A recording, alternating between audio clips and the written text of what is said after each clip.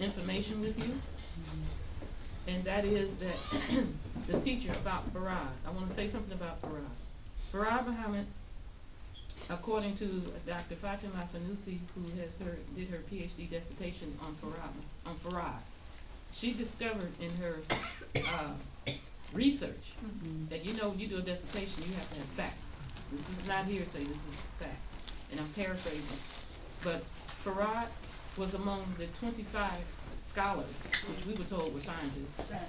Yes, 25 scientists. But he was among the 25 scholars who were part of the Ahmadiyya Muslims in Lahore, India. And back in the 1800s, the Ahmadiyya were trying to bring Islam to this country because they saw the plight of our people who were shoved off the plantations or left the plantations and were still being cruelly treated for seeking freedom, and were being lynched and murdered and put in prisons, and the whole atrocity of that. And they knew that Islam would help the state of the so-called freed slaves. So they made an appeal to the American government, and after 40 years of being turned down, they got tired of it. And they said, we gotta come up with a plan. So they came up with a plan. And the plan was to get together and bring a pseudo-Islam. In other words, in my language, they came through the back door because they was determined to bring Islam here. We thank Allah for that. That's right. There were others who were Muslims who were here, but it wasn't written on there in the stars for them to be the ones to put it in the forefront. Okay, it was written for the one who was in the, all I can say was in the same place that Prophet Muhammad sallallahu alaihi wasallam was, among the most ignorant of people. So, moving fast forwarding to the time when it came to execute the mission,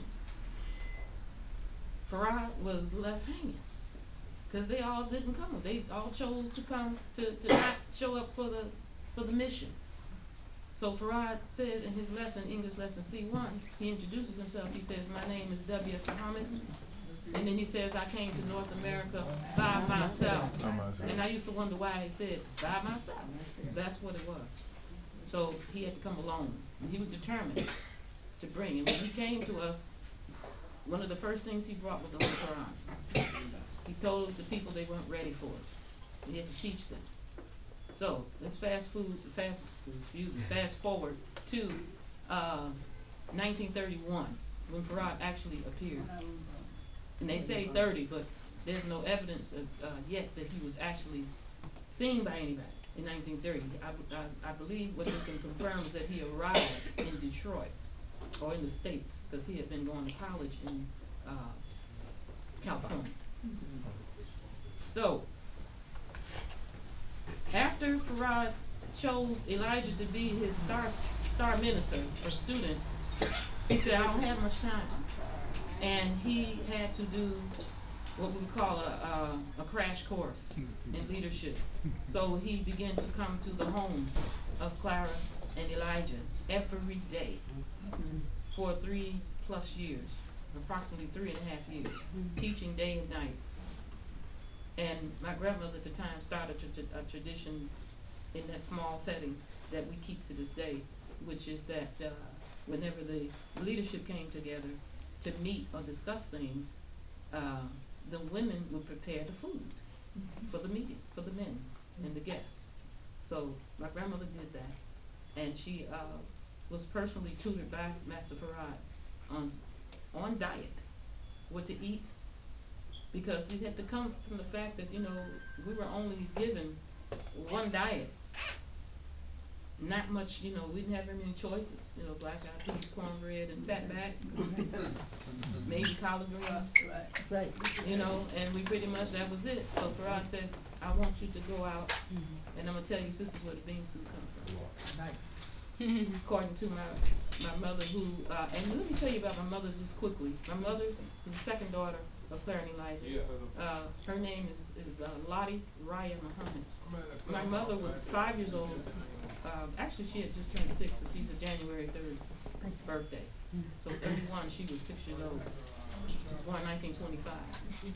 And she was too small. Whenever Masquerade came to the house, my mother was too small to help out with the chores because she was a premature baby. She was small, so I had to explain that to tell you why she was always sitting under the table quietly where her mother told her to sit, where Clara told her to sit. So she sat under the table and listened and learned everything. And she got to listen as long, I guess, as a 5 or 6-year-old could take it. But she sat there and she listened. And Master Farad told the sisters, I want you all to go out. And at the time with my grandmother, she had 2 close friends and a few others. I don't remember her names, but one was Sister Maggie Sharif and another one was Sister Marigold Allah. Well, you know, it should have been Abdullah, but Allah, okay? Mm-hmm. And they went out to look for the small pink bean. Farad said, I want you to find a small pink bean. Mm-hmm. Not to eat lima beans. He didn't encourage black-eyed peas. Mm-hmm. And he wanted us to find another bean to eat. I don't think there was anything wrong with the black-eyed peas. He just didn't want us to only eat black-eyed peas. Mm-hmm. So they went out and searched for the small pink bean, but they couldn't find a small pink one. They found a navy bean. And when he came back, he was satisfied with the fact that they did find the navy bean. And then he would teach Sister Clara the recipe for the bean soup. Sister Clara made the recipe, the sisters joined in, and everything was done almost simultaneously. So Sister Marigold and Sister Maggie Sharif and the other sisters who came along, Sister Viola, Kareem, okay, they all were there. Those were the first ones, the very first women, okay? And Sister Clara was the first lady, and they were right there. So they did the bean soup. Master Farad told them how to make. We called it brown rice, but it was popped rice. Because back then we didn't have these choices of rice like you have now. You had one kind of rice, from what I understood, and it was very, very starchy. So Farad would tell them, put a little butter in the skillet, a little oil with it, and he said, and saute, or he didn't use the word saute, but I'm using that word. But put the rice in there until the grain pops open. And he called it popped rice. Then the starch is out of the rice. Then he said, then you put the water and the salt in it and steam it. And we called it brown rice, but it really is popped. It was called popped rice. And that was to eliminate the starch. Okay, because we eat too much of that stuff. So he was changing the diet, and the sisters, whatever Master Farad told them how to cook something, they learned it, and they recorded all of their recipes. They learned them all. So that's what the bean soup started. That's how the bean soup began. Through that 3.5 years, my mother said there would be times when the children would get up and have their little cocoa bread and hot chocolate in the morning. And their mother would send them off to school. She said they would, at night before they went to bed, they would leave their father sitting with Farad, and then Farad would be there when they would get up in the morning. They were still sitting there. My mother said at some point she saw her father nodding, and Farad, he was very strict. He said, "Brother, wake up." He said, "You want to do this work? You want to do this work?" He said, "You got to stay awake." He was a strict master. Okay. My grandmother stayed dutiful through all of that because she made sure that there was coffee and she was listening and learning right alongside there.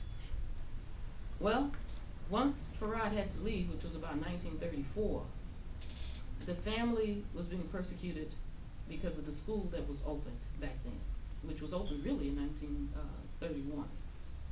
My mother used to talk about how inferior she felt in school, in kindergarten, and how most of the children in the school were Caucasian children, and that they used to read Little Black Sambo, and all the children were laughing, and she was the only little chocolate thing sitting in the room besides one other little child, and how it made her feel so bad.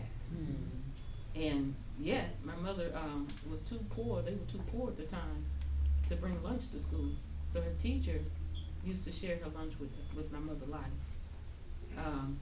And she discovered that my mother was a good reader, and she had to go and get 2nd grade books for my mother to read.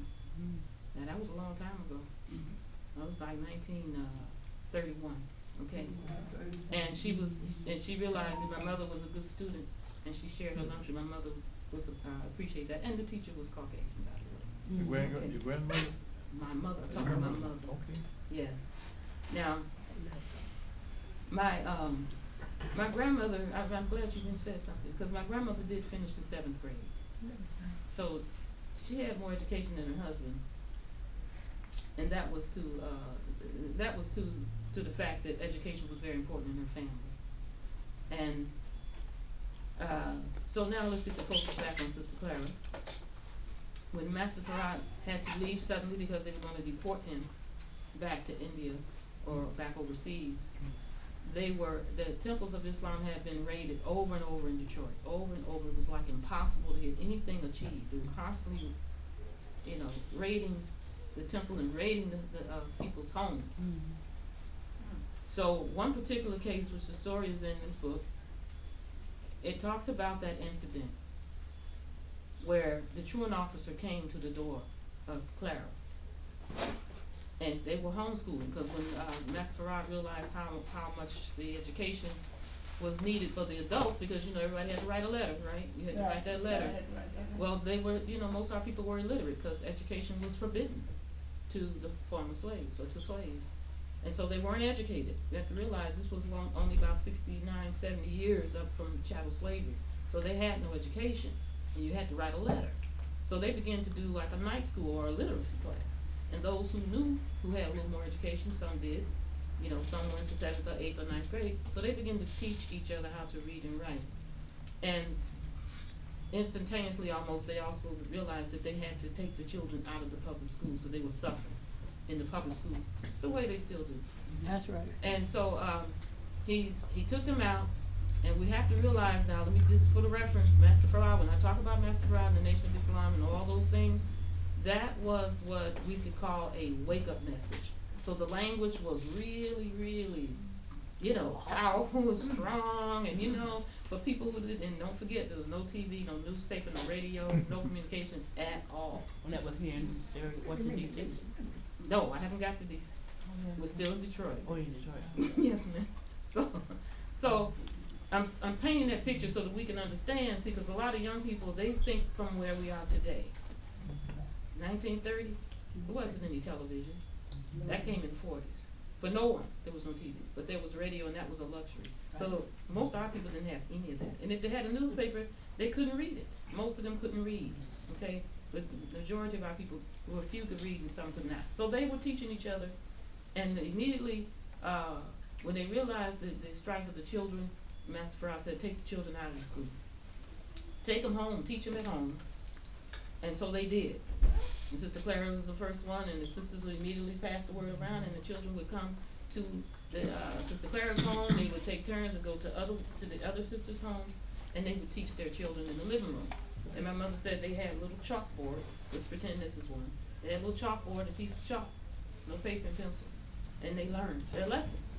So here comes the truant officer to the door, and he says, "Are you Clara Evans Poole?" She says, "Yes." He says, "You have to put your children back in the public school, and if you don't put them back in the public school, I'm going to arrest you for contributing to the delinquency of minor, and I'm going to take your children and put them in an orphanage." They didn't have foster care. They didn't have foster care back then. They had orphanages. So they were going to take those children and put them in the orphanage. And she stood there, and my mother said she watched her mother stand with her hand trembling on the doorknob. She was so angry.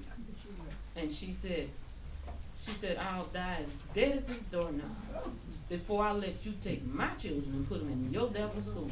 And she told him in so many choice words to get off her porch, off her stoop, and don't come back.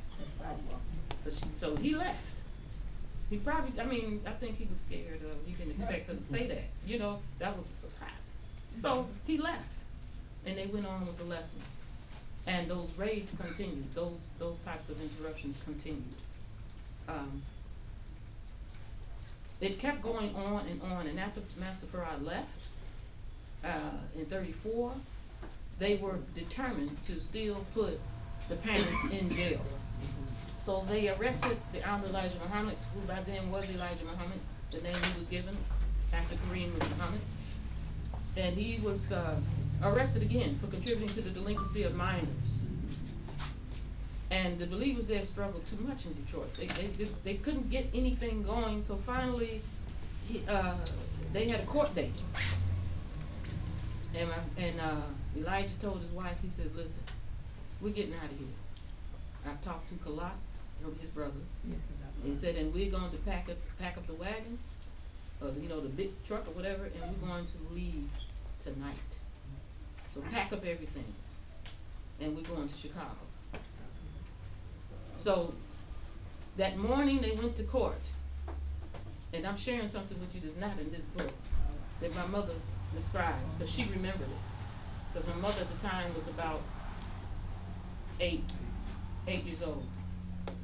They went to court that day. My mother said before they got ready to go, that my grandmother got up and got every child ready.